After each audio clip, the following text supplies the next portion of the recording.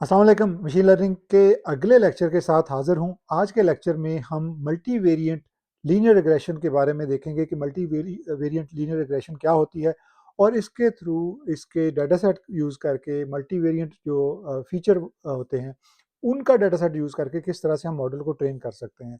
ये बहुत ही अहम कॉन्सेप्ट हैं, बहुत ही अहम लेक्चर हैं, क्योंकि इससे आपको अंदाज़ा होता है कि क्या प्रोसेस है किसी भी मॉडल को ट्रेन करने का। और मॉडल को ट्रेन करने के लिए जो हमें डाटा चाहिए होता है उसको अगर हमें प्री प्रोसेस करने की ज़रूरत होती है तो वो क्यों पेश आती है। मैं कोशिश करता हूँ चीज़ों को आसान तरीके से, सिंपल तरीके से समझाने की कोशिश करूँ, छोटा डाटा सेट पिक करूँ ताकि आपको बात की समझ आए।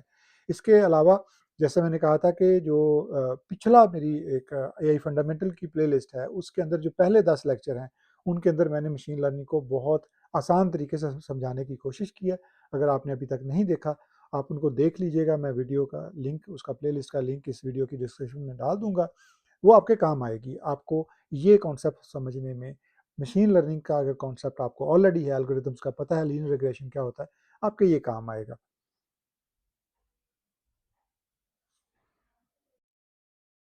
अब मल्टीपल लीनियर रिग्रेशन या मल्टीवेरिएंट लीनियर रिग्रेशन के लिए हमें मल्टीपल इनपुट्स या मल्टीपल वेरिएबल्स जो हैं वो हम यूज़ कर सकते हैं मॉडल ट्रेनिंग के लिए। और ये उस केस में होता है जब हमारे पास मल्टीपल वेरिएबल्स हों, इंडिपेंडेंट वेरिएबल्स, और उनकी बेस पे हमने एक डिपेंडेंट वेरिएबल जो है उसकी प्रिडिक्शन करनी हो। अब जैसे इस केस में जो कार प्राइस प्रिडिक्शन है उसके अंदर अब मैंने कुछ और कॉलम ऐड किए हैं, जैसा कि ईयर कॉलम है, गाड़ी का सिलेंडर कितने हैं, और माइलेज। और इन कॉलम की बुनियाद पे हम कैलकुलेट करेंगे प्राइस, यानी प्रिडिक्ट करेंगे, जो हमारा मॉडल होगा वो प्रिडिक्ट करेगा। तो ये मल्टीपल लीनियर रिग्रेशन की एक एग्जांपल है।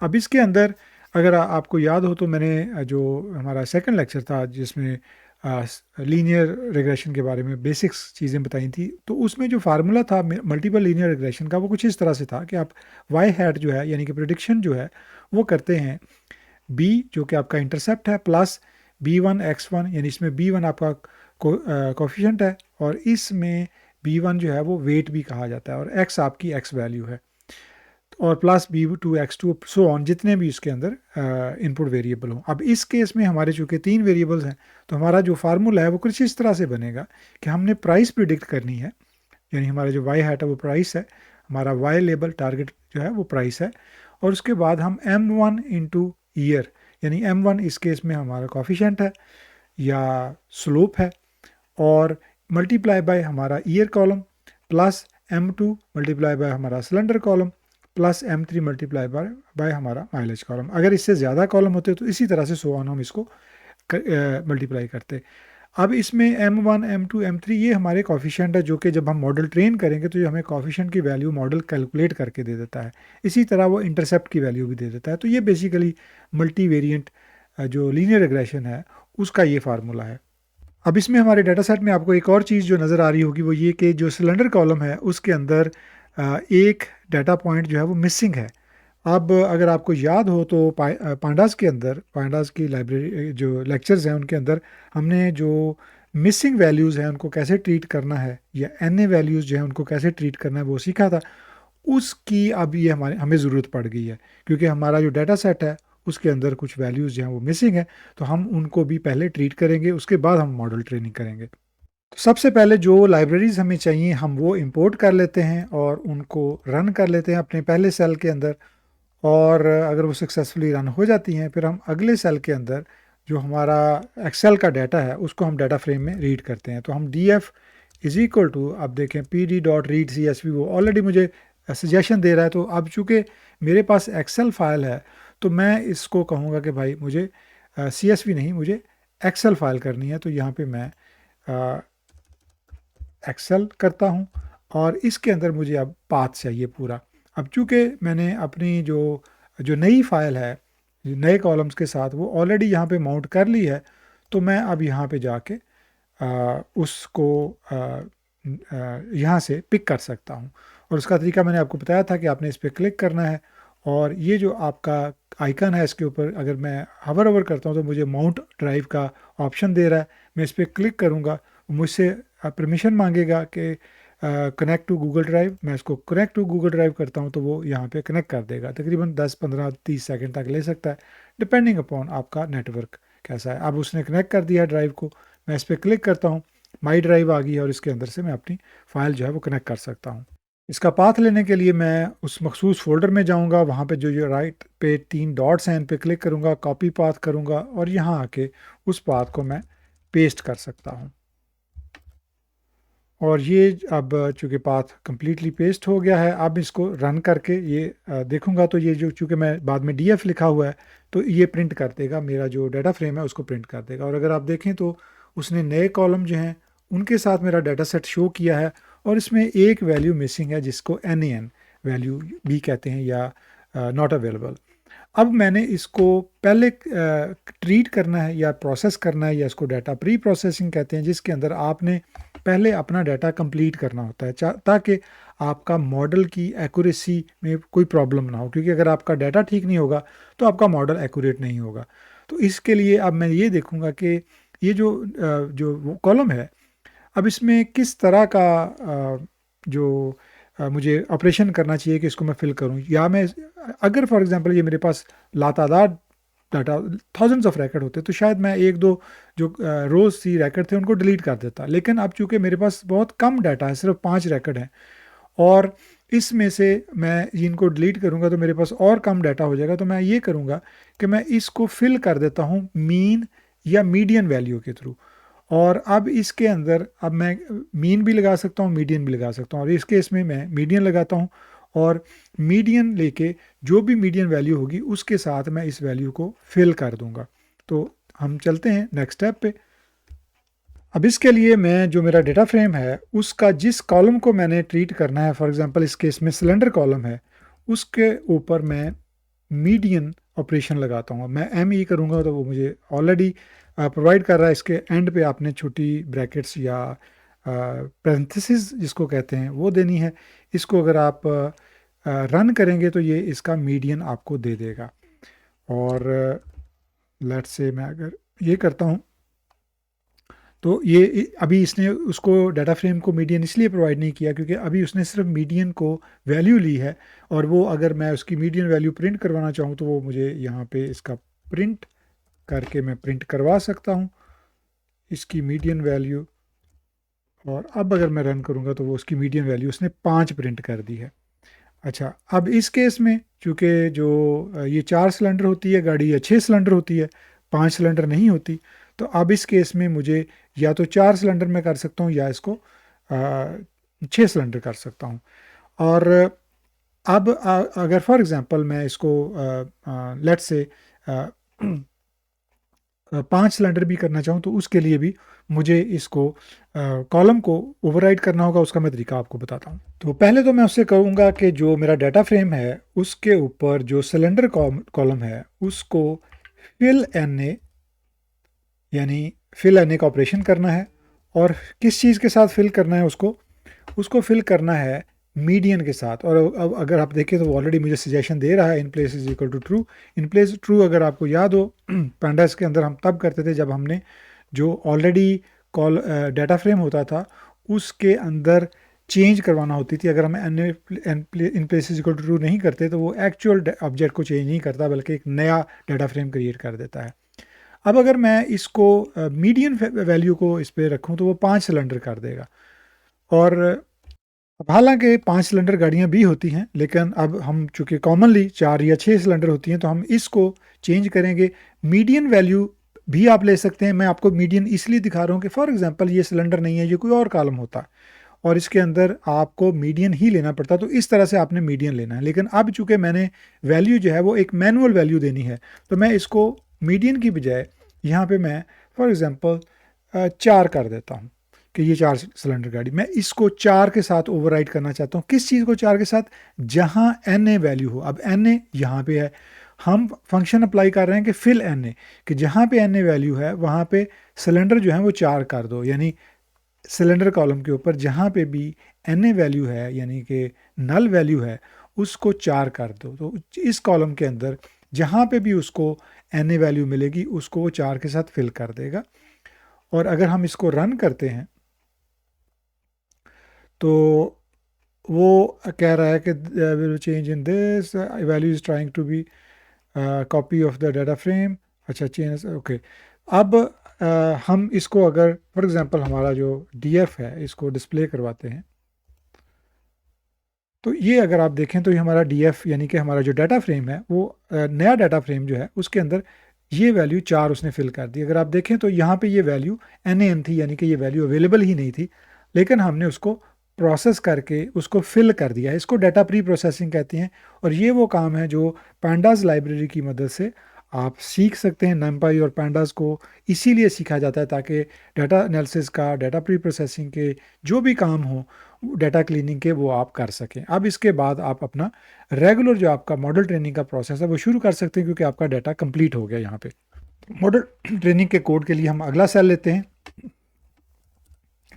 और बिल्कुल उसी तरह से जैसे हमने पहले किया था, लीनियर मॉडल डॉट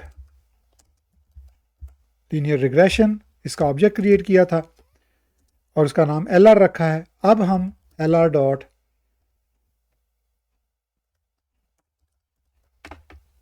फिट करेंगे और इसमें हमारा जो डाटा फ्रेम है उसको हमें डबल ब्रैकेट यूज़ करनी है और इसके अंदर अब हमने इनके कॉलम के नाम दें। कॉलम जो है वो हमारे इनपुट वेरिएबल, इस केस में फॉर एग्जांपल सिंगल कोट्स के अंदर कैपिटल का, स्मॉल का आपने ख्याल रखना है। सिंगल कोट के अंदर फिर आपका सिलेंडर है और फिर आपका कॉमा के बाद सिंगल कोट के साथ आपका माइलेज है। ये आपके इनपुट वेरिएबल आ गए या आप के फीचर्स आ गए। अब इसके बाद आपने आपका df डॉट जो भी आपका आउटपुट है या टारगेट कॉलम है वो आपका आपने प्रोवाइड करना है। इस केस में हमारा वो प्राइस कॉलम है। और अच्छा यहाँ पे ये इस ब्रैकेट के अंदर नहीं बल्कि ये यहाँ पे आना है प्राइस और ये आप पेरेंथेसिस। अब अगर आप इसको रन करेंगे तो आपका मॉडल जो है वो ट्रेन हो जाएगा। इसको रन किया, ये अगर आपको साइन नज़र आ रहा है इसका मतलब है कि आपका बगैर एरर के आपका मॉडल ट्रेन हो गया है। और अब आप यहाँ पे प्रिडिक्शन कर सकते हैं।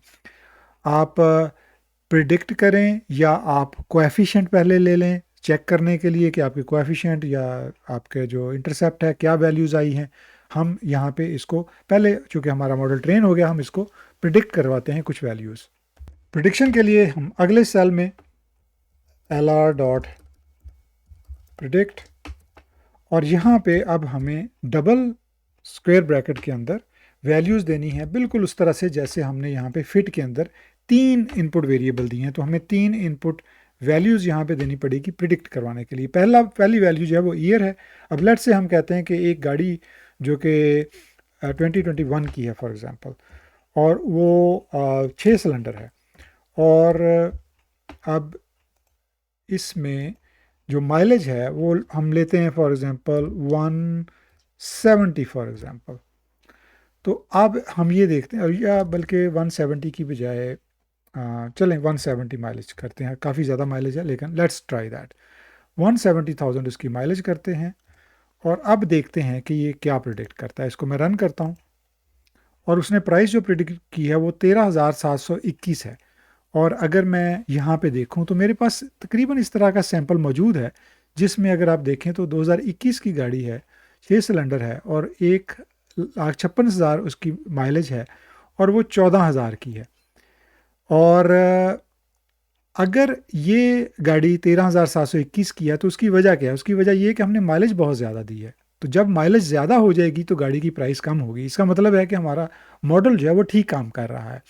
अब अगर आपने कन्फर्म करना हो कि ये जो प्रिडिक्शन वैल्यू आई है, जो प्रिडिक्टेड प्राइस आई है, इसको अगर मैं कोफिशिएंट और इंटरसेप्ट के थ्रू चेक करना चाहूँ, डबल चेक करना चाहूँ, तो उसका तरीका ये है कि आप फिर चेक करें कि आपके जो कोफिशिएंट है उसकी क्या वैल्यू इसने निकाली है।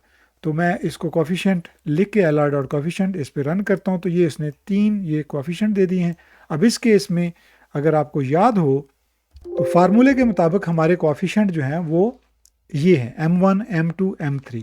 तो उसने हमें M1 M2 M3, क्योंकि हमारे 3 इनपुट वेरिएबल हैं तो 3 इनपुट वेरिएबल के 3 कोफिशिएंट उसने हमें प्रोवाइड कर दिए हैं।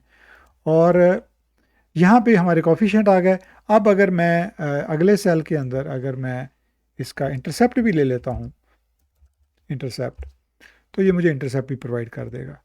और इसको मैं रन करता हूँ तो ये उसने इंटरसेप्ट की वैल्यू दे दी है।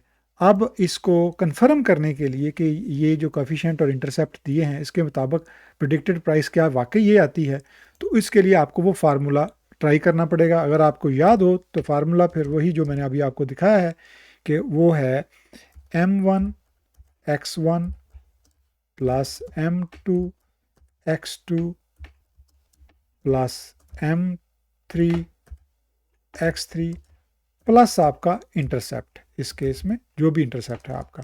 तो अब मैं इसको ज़रा इन इन वैल्यूज़ को मैं फिल करने की कोशिश करता हूँ। तो जनाब आपकी जो प्राइस है वो क्या आएगी, प्राइस इज इक्वल टू, अब इस केस में आपका जो m1 x1 ये आपकी वैल्यूज़ हैं, कॉपी सिलेक्शन, और इनको मैं यहाँ पे प्लस करता हूँ और इसके साथ जो मैंने इनपुट दी थी, यानी मेरी जो पहली इनपुट है वो मल्टीप्लाई करनी है, मेरा x1 है 2021, और m2 के साथ मैंने मल्टीप्लाई करना है मेरा x2 जो कि 6 सिलेंडर है, और m3 के साथ मैंने मल्टीप्लाई करना है 1,70,000 को, और इसके साथ मैंने प्लस कर देना है इंटरसेप्ट, और जो कि ये वैल्यू है बेसिकली इंटरसेप्ट।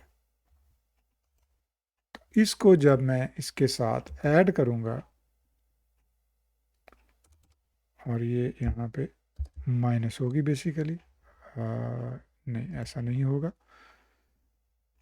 ये जनाब इंटरसेप्ट की वैल्यू है। इसको मैं कॉपी सिलेक्शन करता हूँ तो फिर वो यहाँ पे ये उसने, चूँकि ये माइनस वैल्यू है तो ये अगर आप यहाँ पे ऐड भी करेंगे तो आई डोंट थिंक के ये एरर देगा, क्योंकि ये इनवैलिड हो गया है। तो अब मैं इसको यहाँ से प्लस को हटा देता हूँ और अब इसको रन करता हूँ, तो अभी भी वो उसको एरर कहीं नज़र आ रहा है M3, ओके उसको एरर नज़र आ रहा है क्योंकि उसके ऊपर वाली लाइन पे मुझे वो डिलीट करनी है। तो जनाब ये लाइन मुझे डिलीट करनी है, जो मैंने टेम्परेरीली फार्मूला लिखा था उसकी वजह से वो एरर दे रहा है। तो अब मैं अगर प्राइस को प्रिंट करवाता हूँ, प्रिंट प्राइस, जो भी कैलकुलेटेड वैल्यू होगी वो मुझे प्रोवाइड कर देगा, और 13,721 लेडीज़ एंड जेंटलमैन एग्जैक्टली वही प्राइस उसने मुझे दी है जो प्राइस मॉडल ने प्रिडिक्ट की थी। तो इसका मतलब है कि जो फार्मूला हमें बताया गया है मल्टी लीनियर रिग्रेशन के लिए वो दुरुस्त है, और उसके मुताबिक जो भी कोएफिशिएंट और इंटरसेप्ट हमें मिलते हैं, अगर हम उसके साथ भी अपनी जो इनपुट्स हैं जो हम प्रिडिक्शन के लिए प्रोवाइड करते हैं अपने मॉडल को, ट्रेंड मॉडल को, तो अगर हम वो मल्टीप्लाई करें उस फार्मूले के मुताबिक तो हमें रिज़ल्ट वही आएगा। ये हमारा जनाब मॉडल जो है वो इस वक्त बिल्कुल तैयार है, रेडी है। अब इसको आप किसी भी क्लाइंट को प्रोवाइड कर सकते हैं, इंटरफेस प्रोवाइड कर सकते हैं, वो इसको यूज़ कर सकता है क्लाइंट एप्लीकेशंस के थ्रू, चाहे वो मोबाइल एप्लीकेशन हो या वेब एप्लीकेशन हो या दूसरी कोई भी क्लाइंट एप्लीकेशन हो, वो इसके साथ अपनी प्रेडिक्शंस जो हैं वो करवा सकते हैं इनपुट प्रोवाइड करके। अब यहाँ एंड पे मैं फिर वही बात कहूँगा कि अगर आप इसको प्रैक्टिस नहीं करते इसका कोई फ़ायदा नहीं है। अगर आप इसको अपने मोबाइल पे देख रहे हैं या इस तरह से देख रहे हैं जैसे किसी टीवी शो की एपिसोड देखते हैं, तो शायद ये आपको इतना फ़ायदा नहीं देगी, क्योंकि ये सारा काम प्रैक्टिकली सीखने वाला है, प्रैक्टिकल करके देखने वाला है। और अगर आप इसको प्रैक्टिकल करेंगे तो आप अंदाज़ा करें कि जब आप किसी मॉडल को ट्रेन कर लेंगे और उसके बाद आप उसको उसमें से वैल्यूज़ प्रिडिक्ट करवा के देख सकते हैं कि आपका रिज़ल्ट कितना अच्छा आ रहा है, बल्कि आप उसका स्कोर भी चेक कर सकते हैं। फॉर एग्जांपल अगर इस केस में मैं यहाँ पे लिखता हूँ LR dot score for example, तो ये मुझे बता देगा कि आपका इसका स्कोर क्या आएगा। मैं इसको अगर रन करता हूँ तो 99% से ज़्यादा स्कोर इसका जो एक्यूरेसी आ रही है इस मॉडल की। तो आपको बहुत खुशी होगी, उम्मीद है कि आपने एक मॉडल जो है वो ट्रेन किया और उस मॉडल की जो एक्यूरेसी है वो ज़बरदस्त है, और अब आप ये मॉडल जो है वो किसी भी क्लाइंट एप्लीकेशन को प्रोवाइड कर सकते हैं ट्रेनिंग के लिए। और अगले जो लेक्चर्स हैं उनके अंदर हम देखेंगे कि किस तरह हम इस मॉडल को सेव करते हैं, किस तरह इसको यूटिलाइज़ किया जा सकता है। उम्मीद है कि मल्टीवेरिएंट लीनियर रिग्रेशन की प्रैक्टिस जो है वो ये जो हमने हैंड्स ऑन देखी है, इससे आपको थोड़ा सा आइडिया हुआ होगा कि मल्टीवेरिएंट और जो सिंपल लीनियर रिग्रेशन जो हमने पहले पिछले लेक्चर में की थी उसमें क्या फ़र्क है, किस तरह से डाटा सेट के अंदर जो फीचर्स हैं वो डिफरेंट होने की वजह से दोनों लीनियर रिग्रेशन किस तरह से वेरी करती हैं। और मैं बार बार ये सजेस्ट करता हूँ कि आप प्रैक्टिस ज़रूर कीजिएगा। असाइनमेंट जो है वो हमेशा ये होती है कि आपने कैगल से कोई भी डाटा सेट पिक करना है, आपने इसको एज इट इज़ कॉपी नहीं करना, आपने कोई भी डाटा सेट पिक करना है और उस डाटा सेट के को ट्रिम डाउन कर सकते हैं और उसके ऊपर अपना मॉडल ट्रेन करना है। As it is copy paste नहीं करना, आपने कोशिश ये करनी है कि अपना डाटा सेट लें और अपना एक्सपेरिमेंट करें। बहुत शुक्रिया।